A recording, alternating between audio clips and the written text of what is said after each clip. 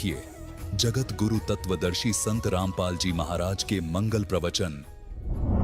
अपुणात्माओं, दास जो ये अमर कथा यथार्थ सृष्टि रचना आपको सुना रहा है, आपको ऐसा लगेगा जैसे कोई दंत कथा है, बनावटी सी बातें हैं, लेकिन ये 100% सत्य है। क्योंकि हमने पहले सारा नकली ज्ञान सुन रखा है और अब हो गए हम वैज्ञानिक। 2 अक्षर सीख के ऐसे कैसे हो गया, ऐसे कैसे हो सकता है, और ये हो रहा परमात्मा की सती थी।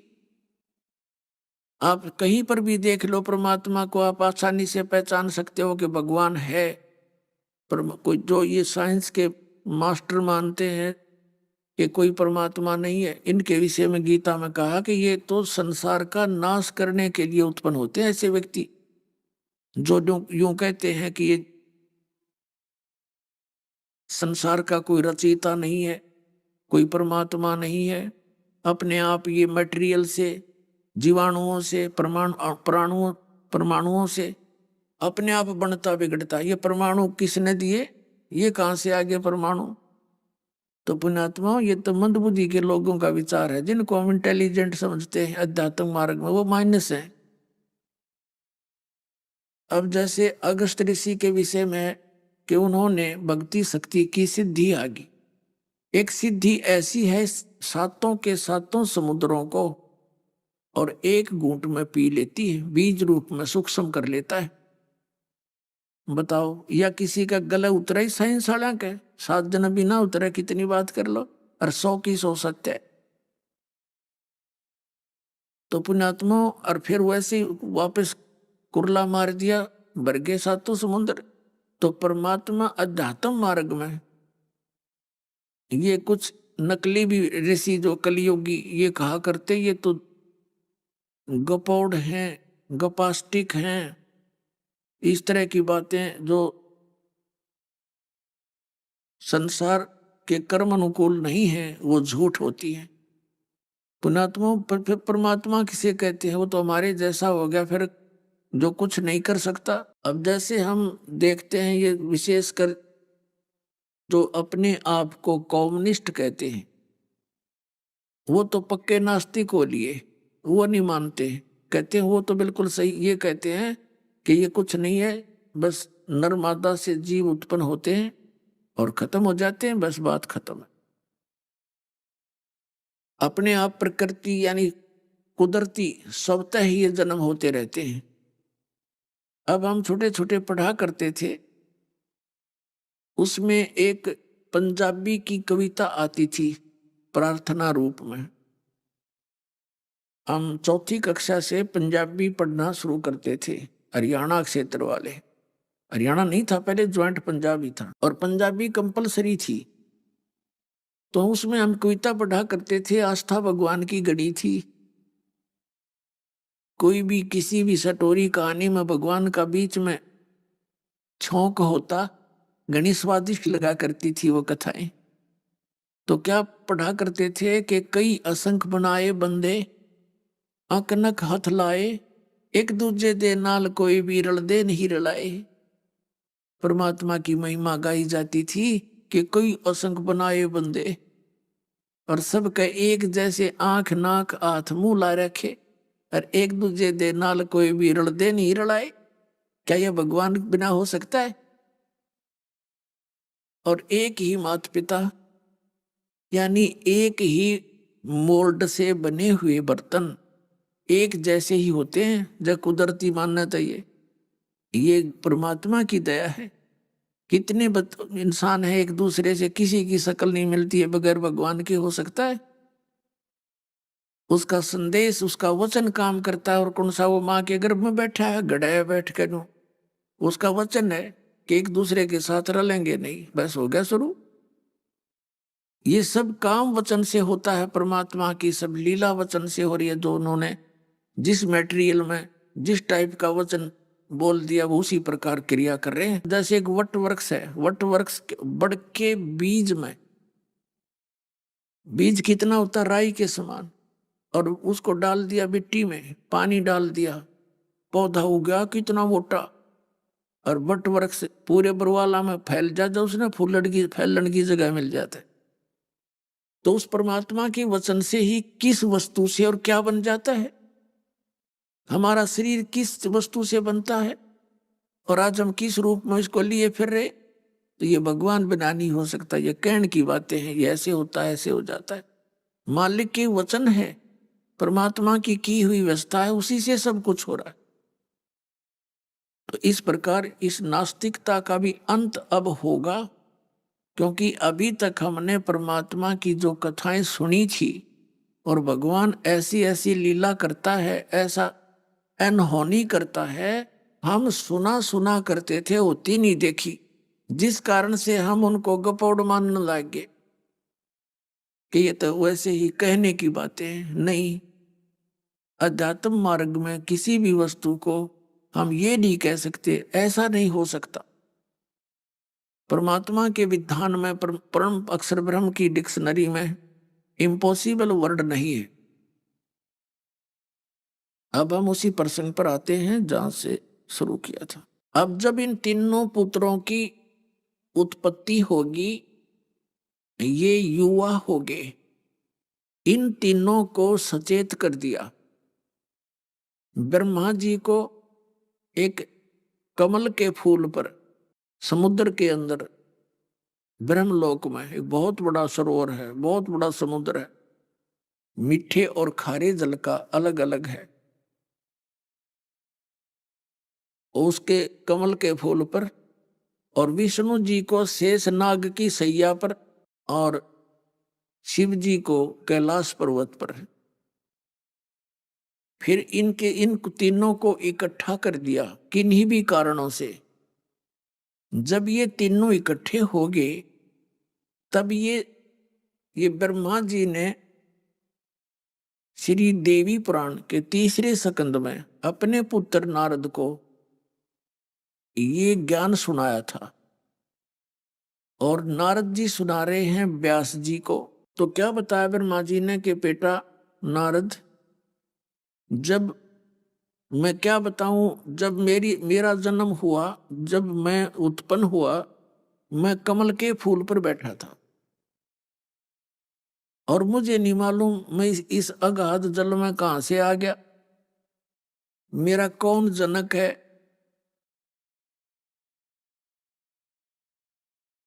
ऐसा विचार करके मैं उस कमल की डंठल पकड़कर नीचे उतरा, और काफी समय तक मैं उसका और छोर ढूंढता रहा, पता नहीं चला वो कहां तक, उसकी जड़ कहां है। मैं लौटकर फिर से उसी पर जाकर बैठ गया। अब मैं सोच रहा था मैं करूं क्या, कहां जाऊं, कौन मेरा जनक है। आकाशवाणी हुई कि तप करो, तप करो। मैंने 1000 वर्ष तक तप किया, ब्रह्मा जी बता रहे हैं। फिर आकाशवाणी हुई कि सृष्टि करो। अब सोचा कि इस पर कहीं पृथ्वी नजर आ नहीं रही, सृष्टि किसकी करूं। तब क्या देखा कि एक मधु कैटब नाम के 2 राक्षस मेरे से युद्ध करने के लिए आ रहे हैं। मैं उनसे डर के कमल की डंठल पकड़कर नीचे को सपीडते चल पड़ा, और फिर आगे क्या देखा कि विष्णु भगवान वहां बेहोश पड़े हैं। अब मेरी चिंता और बढ़ गई कि ये अगर मेरी मदद करता तो मेरा बचाव होता, ये कौन है, ये तो अचेत पड़ा है। इतने में उसके शरीर से एक औरत निकली, एक देवी निकली, और वो आकाश में स्थिर होगी। उससे निकलकर आकाश में ऊंचे पर मुझे दिखाई देने लगी, वो खड़ी होगी आकाश में। इतने में वो श्री हरि एन विष्णु जी जाग गए, होश में आ गए।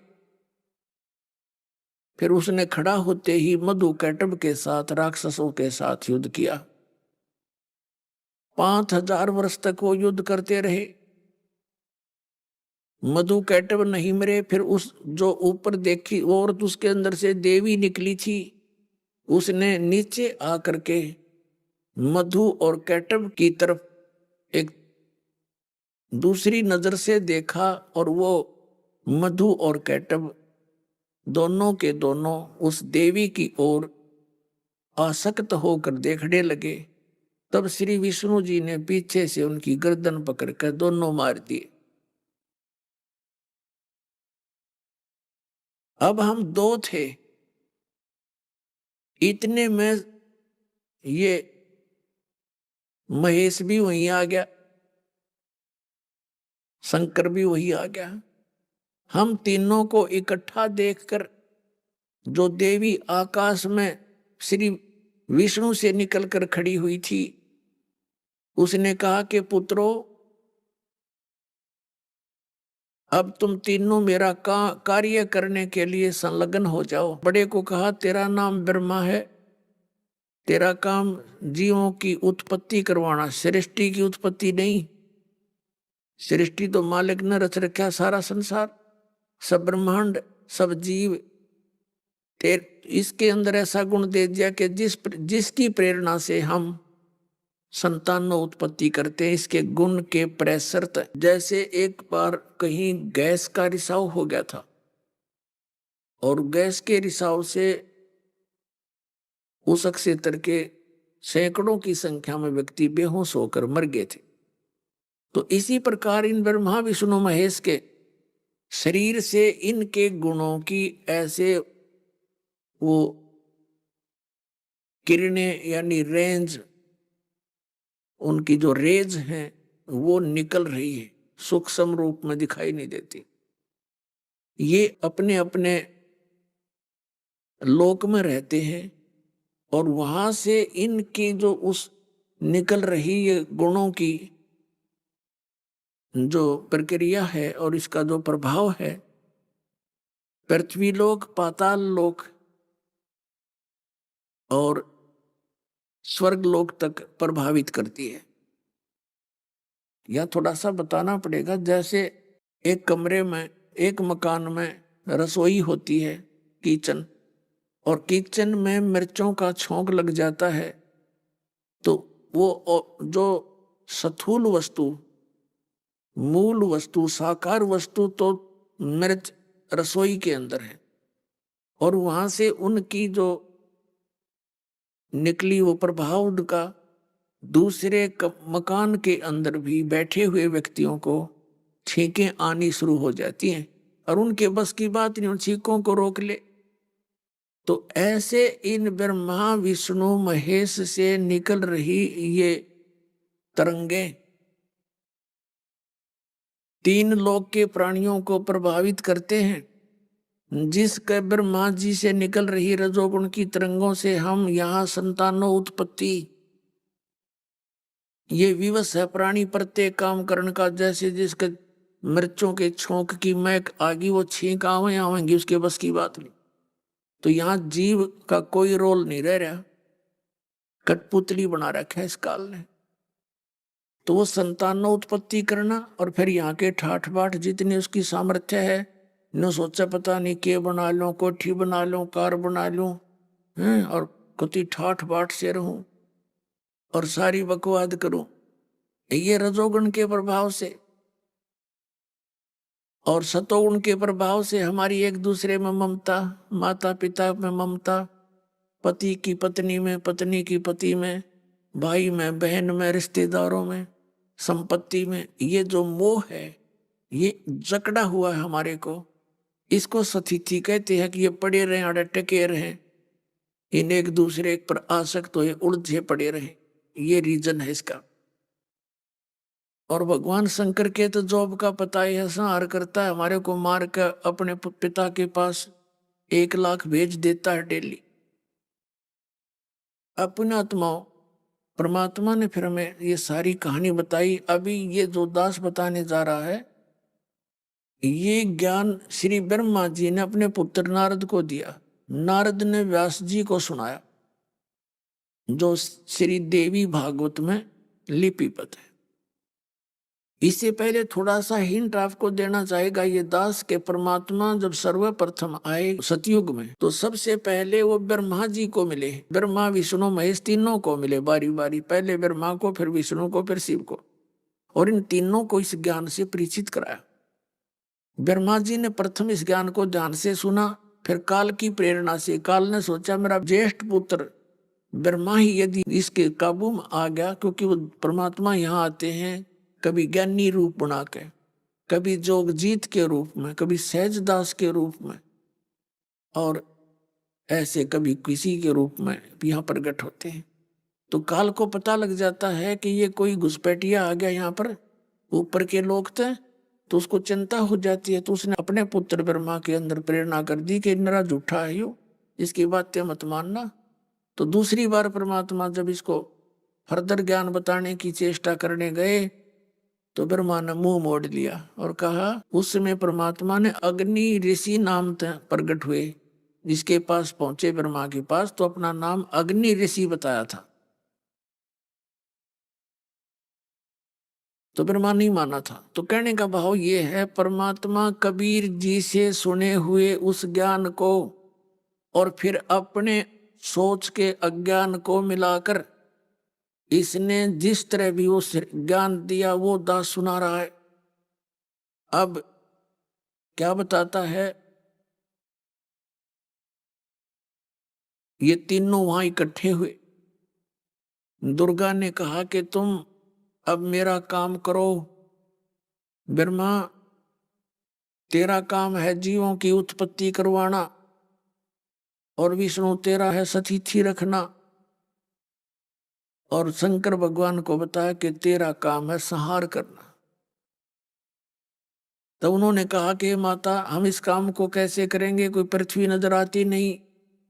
तब दुर्गा ने कहा कि मैं अभी तुम्हें कुछ नजारा दिखाती हूँ, दृश्य दिखाती हूँ। ऊपर से एक विमान आया, काल ने भेज दिया। एक विमान आया, उस विमान में ये तीनों बैठ गए और कहा बेट तुम तीनों इसमें विराजमान हो जाओ देवताओं। दुर्गा दूर खड़ी है, अन्य रूप बनाए जो श्री विष्णु जी से निकली थी, आकाश में दूर से बात कर रही है। तो ब्रह्मा जी कहता कि हम तीनों विमान में बैठ गए, और उस देवी ने, तब तक इन्होंने पता था ये कौन है, देवी ने अपनी शक्ति से विमान को आकाश में उड़ा दिया। मन जैसी तीव्र गति से विमान ऊपर पहुंचा। वो कहाँ गया, ब्रह्मलोक में गया, और वहां पर ब्रह्मलोक के अंदर इसने नकली सतलोक, अलखलोक, अगमलोक और अनामी लोक की रचना उस सतलोक वाली नकल कर रखी है। और उन सब से ऊपर वो स्थान है जहां ये तीन रूपों में रहता है काल। तो इनका विमान ऊपर पहुंचा। ऊपर जब पहुंचा सबसे पहले ये ब्रह्मा, जो काल वहां बैठा था ब्रह्मा के लोक रूप में, तो विमान में बैठे हुए ब्रह्मा विष्णु महेश देख रहे हैं कि एक ब्रह्मा ऐसा और कौन है ये। विष्णु और शिव ने ब्रह्मा जी से पूछा कि ब्रह्मा ये दूसरा ब्रह्मा कौन है। ब्रह्मा जी कहते हैं मुझे नहीं मालूम, ये सृष्टि का अधिष्ठाता कौन है मैं नहीं जानता। इतने में वो विमान आगे पहुंचा, वहां क्या देखा कि एक विष्णु भगवान बैठे हैं और लक्ष्मी जी उनकी सेवा कर रही है। तो वहां हमने विष्णु जी से पूछा कि ये कौन है, और विष्णु उसको देखकर कहते विष्णु का सिर चक्कर काटने लग गया, दिमाग घूम गया उसका। उसके बाद विमान हमारा आगे चला, दूर से देख रहे हैं ऊपर से, ऐसे स्थान पर पहुंच गया जहां पर कैलाश की भूमि पर, वहां से एक त्रिनेत्रधारी शिव जी निकला। उस दूसरे शिव को देखकर हम सभी आश्चर्यचकित रहे। उससे आगे हमारा विमान फिर गया। आगे क्या देखा, एक मीठे जल का सरोवर था, उसमें एक सुंदर द्वीप था, उस द्वीप में एक सुंदर पलंग बिछा था, उस पर एक सुंदरी बैठी थी। ये दुर्गा फिर आगे पहुंच गई। और विमान में चाबी भरे रखी थी वहां वहां घुमाने की। इनका दिमाग ठिकाने लाने के लिए कभी ये अपने आप ने प्रभु मान बैठे, तरे तुमसे बड़ा कोई है को नहीं। तो जब ये वहां पहुंचे, देखा दूर से विमान रुक गया, ये नीचे उतरे। ब्रह्मा जी कहता है कि उस देवी की शोभा देखकर हम वर्णन नहीं कर पा सकता, कितनी सुंदर थी, किस प्रकार की वहां सुविधाएं थी। बहुत सी और भी औरतें उसके पास बैठी थी। तो उसको देख करके विष्णु जी ने बताया, कुछ याद आ गया पीछे का। विष्णु जी ने बताया कि ये जो सामने सुंदरी बैठी है, इसको मैंने बचपन में देखा था, जब मैं पालने में झूला करता था। ये मुझे पालने में झुलाया करती थी, मैं अपने पैर के अंगूठे को चूसा करता था। अब कहने का भाव ये है पुण्यात्माओं, इन तीनों को दुर्गा ने स्त्री बना दिया और अपने पास बुला लिया। तब ये ब्रह्मा जी कहते हैं कि हमने देखा हमारा रूप सारा स्त्री जैसा हो गया। वहां उनके निकट गए, तब इसने हमें आदेश दिया कि तुम ये वापस जाओ और तुम एज इट इज हो जाओगे और मेरा काम करो। ये विमान तुम्हें उन पृथ्वियों पर छोड़ेगा जो तुम्हारे लिए लोक रच दिए हैं। उस विमान में बैठाकर इन तीनों को अलग अलग इनकी राजधानियों में छोड़ दिया। अब ये तीनों अकेले थे। तब ज्योति निरंजन ने कहा कि इनका विवाह कर दे, संतान उत्पत्ति करो, ये मेरी सब्जी बो, मुझे खाने के लिए तैयार कराओ। तब दुर्गा ने ब्रह्मा और विष्णु से कहा कि तुम जाओ सागर मंथन करो। इन्होंने सागर मंथन किया। सबसे पहले जो सागर मंथन किया उसमें 4 वेद निकले। उन चारों वेदों को ब्रह्मा ने पढ़ा। उससे पहले ब्रह्मा पूछा करता था अपनी माता से, दुर्गा जी से, कि हे माता, आप ही परमात्मा हो, ब्रह्म हो, मालिक हो, या कोई और दाता है, कोई और रचना सृष्टि रचने वाला कोई और है? तो ये कहा करती थी कि मैं ही सबका करता हूं और मैं ही सब कुछ करती हूं और कोई परमात्मा नहीं। तो ये सोचा करती थी कि बच्चों को यदि मैं थोड़ा सा हिंट दे दूंगी तो ये खोद खोद कर पूछेंगे। तो इसने ऐसे ही ये इनका दिमाग बंद कर दिया था कि और कोई नहीं भाई, मैं ही सृष्टि की करता हूं और मैं ही सब कुछ हूं। तो बच्चों ने जैसे माँ बाप बताएं वो बात फाइनल हो जाती है, ठीक है। फिर जब इसने वेद मिले और इसने वेदों को पढ़ा, उसमें लिखा है कि पर सृष्टि का कर्ता तो कोई और है और वो नर आकार है, मनुष्य दृश्य है और उस पर बैठा है, सिंहासन पर विराजमान है। ब्रह्मा ने पहले पूछा कि माता ये क्या वस्तु है? पर माता ने बताया, बेटा ये वेद है, ये ज्ञान है। तो ये किसने दिया है? कि गॉड गिवन है, परमात्मा ने दिया है। अच्छा माता, तो पढ़ूं इसको? हाँ पढ़ ले बेटा। वो सारा संकेत काल से आता है, ज्योति निरंजन से दुर्गा वैसा ही करती है। उसने कहा था इसको कहो पढ़े, इसको मैं अंदर से प्रेरणा दे करके इसको ज्ञान दूंगा, अर्थ समझाऊंगा इसके। तो इसने पढ़ना शुरू किया। तो माँ से पूछा, माँ आप तो कह रही थी कि कोई और सृष्टि का कर्ता नहीं, आप ही सब कुछ हो, आपकी तो इसमें कोई स्थिति नहीं हो, तो भगवान कोई और है, इसमें लिखा है। तो दुर्गा ने कहा, बेटा ऐसा कुछ नहीं है, जो मैं कहती हूँ वो सत्य है। तो फिर क्या ये वेद असत्य है? कि नहीं, वेद तो सत्य है भाई, क्योंकि भगवान का दिया हुआ ज्ञान है। तो ब्रह्मा ने कहा, जब भगवान का दिया हुआ ज्ञान है तो ये असत्य नहीं हो सकता। अब माता तेरी बातों पर मुझे विश्वास हो गया। तो वो कहने लगी, बेटा यदि तू साधना भी करेगा तो तुझे दर्शन नहीं देगा। उसने प्रतिज्ञा कर रखी है, उसने कह दी साफ है। तो ब्रह्मा को इस बात का अविश्वास हो गया कि माँ सारी झूठ बोलती है, पहले कुछ कह रही थी, अब कुछ कह रही है, अब मुझे ये बहका रही है। तो कहने लगी, माता नहीं, वेदों में लिखा है साकार है, नर आकार है, ऊपर ऊपर के लोक में ध्रुवलोक के तीसरे पृष्ठ पर विराजमान है, नर आकार है, राजा की तरह देखा जाता है। तो माता ने बहुत मना किया, पर वो मान्या नहीं कि मैं तो दर्शन करूंगा, साधना करूंगा, ओम नाम का जाप करूंगा, और हठ योग, क्योंकि आकाशवाणी में मेडिटेशन की उसने कह दी थी तब करो। वो आकाशवाणी तो थी काल की अपनी सोच, अपना गुमराह करने का मेथड। और ये वेद दिया था पूरा ज्ञान परम अक्षर ब्रह्म ने, कबीर भगवान ने, इस ज्योत निरंजन के अंतःकरण में। और उसमें टाइम फिक्स कर दिया था, इतने समय के उपरांत ये इसके अंदर से अपने आप बाहर आओगे ना, तो बाहर भी ना निकालो। अभी आपने सुने संत रामपाल जी महाराज के मंगल प्रवचन